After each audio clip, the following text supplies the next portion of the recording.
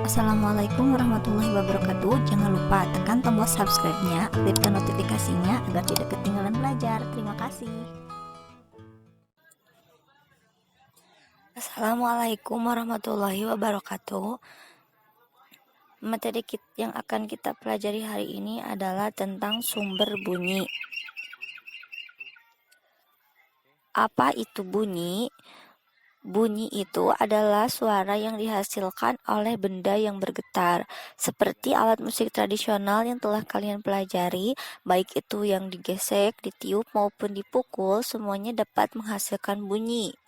Sehingga semua benda yang dapat mengeluarkan bunyi disebut dengan sumber bunyi. Misalnya, gelas yang dipukul oleh sebuah sendok mampu mengeluarkan bunyi sehingga gelas bisa dikatakan sebagai sumber bunyi. Bunyi itu dapat merambat melalui benda padat, cair, dan gas. Akan tetapi, bunyi tidak dapat merambat pada ruang hampa atau tidak memiliki udara. Lalu sifat-sifat bunyi. Sifat bunyi itu ada 3. Yang pertama, termasuk gelombang longitudinal, yaitu gelombang yang arah rambatnya sejajar dengan arah getarnya. Jika suatu benda bergetar dan menghasilkan bunyi, maka arah rambatnya pun akan sama dengan getaran yang dihasilkan. Lalu yang kedua adalah perambatannya membutuhkan medium. Medium itu atau media atau sebuah alat. Dan yang ketiga, bunyi itu dapat dipantulkan. Selanjutnya tentang jenis-jenis bunyi. Ada 3 jenis bunyi yang harus kalian ketahui. Yang pertama, bunyi audiosonik. Bunyi audiosonik itu adalah bunyi yang dapat didengar oleh manusia. Frekuensinya 20-20.000 Hz. Hz itu disingkat dengan Hz. Lalu yang kedua, bunyi infrasonik. Bunyi ini hanya dapat didengar oleh hewan tertentu seperti jangkrik dan kelelawar, dan frekuensinya itu kurang dari 20 Hz. Dan yang ketiga, bunyi ultrasonik, dapat didengar oleh hewan seperti lumba-lumba. Frekuensinya itu lebih dari 20.000 Hz. Lalu perambatan bunyi. Ingat bahwa bunyi itu adalah dapat merambat melalui media.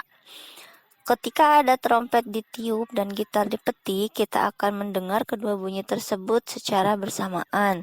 Bunyi trompet dan gitar tersebut. Begitupun misalnya jika kita memukul meja dan buku, kedua bunyi itu dapat kita dengar pula secara bersamaan. Bunyi itu merambat melalui medium udara.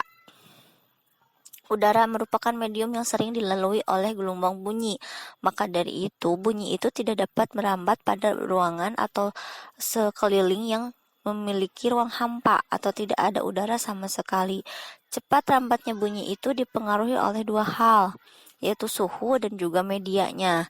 Benda padat dan cair merupakan penghantar bunyi yang baik daripada udara, karena susunan partikel zat padat dan cair lebih rapat daripada susunan partikel udara.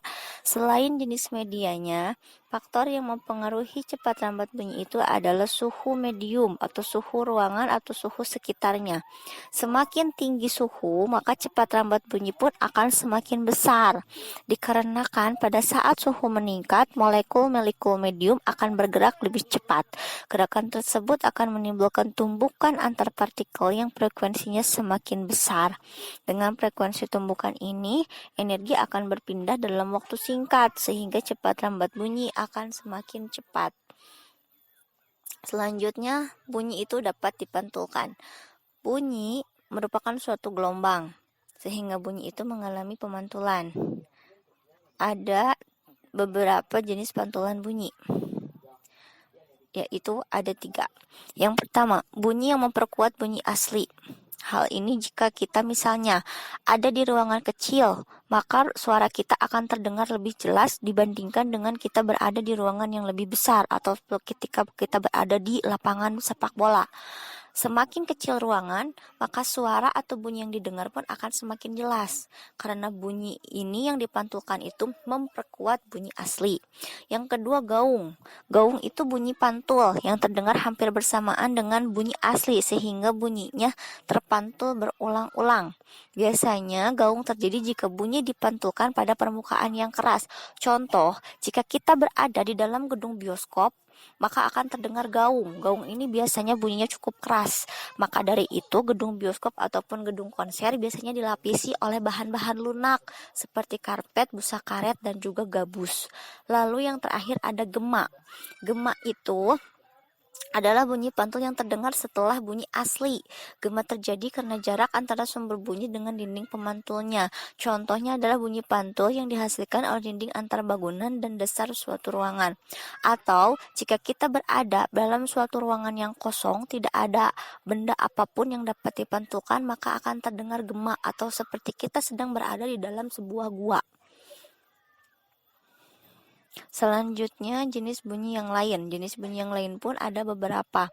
Bunyi itu tidak hanya dihasilkan dari alat musik atau dari pukulan suatu benda. Namun, bunyi itu juga ada jenisnya, ada nada. Nada ini adalah bunyi yang mempunyai frekuensi yang teratur. Contohnya dalam sebuah lagu. Lagu juga merupakan bunyi. Nada yang ada di dalam lagu itu termasuk bunyi juga, tetapi memiliki frekuensi yang teratur. Lalu ada desah. Desah itu adalah bunyi yang memiliki frekuensinya yang tidak teratur. Desah itu kebalikan dari nada. Dan terakhir dentum, bunyi yang mempunyai amplitudo yang sangat besar dan terdengar mendadak. Dentum itu bisa terdengar ketika sebuah bom meledak. Ketika bom meledak itu adalah namanya bunyi dentum. Amplitudonya sangat besar dan terdengar mendadak atau seperti suara petasan. Bisa juga dikatakan itu adalah bunyi dentum. Dan warna bunyi atau timbre adalah bunyi yang memiliki frekuensi yang sama, tetapi terdengarnya berbeda. Lalu yang terakhir, resonansi bunyi. Resonansi itu adalah peristiwa ikut bergetarnya suatu benda karena ada benda lain yang bergetar. Frekuensi benda yang bergetar bernilai sama dengan frekuensi benda yang dipengaruhinya. Berikut ada peristiwa resonansi yang merugikan dan juga menguntungkan. Resonansi itu jadi getaran ya. Jadi resonansi yang menguntungkan misalnya resonansi yang terjadi pada alat musik seperti gitar, gamelan, dan genderang. Kenapa resonansi atau getarannya menguntungkan? Karena gitar, gamelan, dan genderang ini seperti yang pernah kita pelajari adalah alat musik yang mampu menghasilkan nada atau bunyi yang memiliki frekuensi yang teratur, yang dapat menghibur, yang dapat menghasilkan sebuah pertunjukan yang indah. Lalu bagaimana dengan resonansi yang merugikan? Resonansi yang merugikan itu terkadang suara deru pesawat terbang atau ketika pesawat terbang melepas landas, biasanya resonansinya itu dapat membuat kaca pecah. Jika misalnya antara landasan pesawat terbang tersebut berdekatan dengan pemukiman, maka dari itu kenapa landasan udara dibuat sangat jauh dari bangunan, karena resonansi atau getarannya dapat merugikan yang dapat salah satunya membuat kaca sekitarnya menjadi pecah. Ini contoh gambarnya. Deru pesawat merupakan contoh resonansi yang merugikan, sedangkan resonansi pada gitar merupakan contoh resonansi yang menguntungkan. Sekian materi tentang sumber bunyi. Yang harus kalian kerjakan adalah yang pertama, silahkan catat semua materinya, pelajari dan pahami baik-baik. Kalau sudah selesai, catatannya silahkan difotokan untuk bahan referensi. Karena kalian tidak mungkin untuk memfotokopi, maka dari itu sengaja Ibu tugaskan untuk membuat catatan. Dengan mencatat, setidaknya kalian akan ingat dan paham karena kalian membaca. Setelah dicatat, baca kembali materinya. Berikan simpulan-simpulan yang penting, garis bawahi semua pokok pelajaran yang penting. Tunggu tugas selanjutnya dari Ibu. Semangat belajar, belajar menyenangkan. Terima kasih. Wassalamualaikum warahmatullahi wabarakatuh.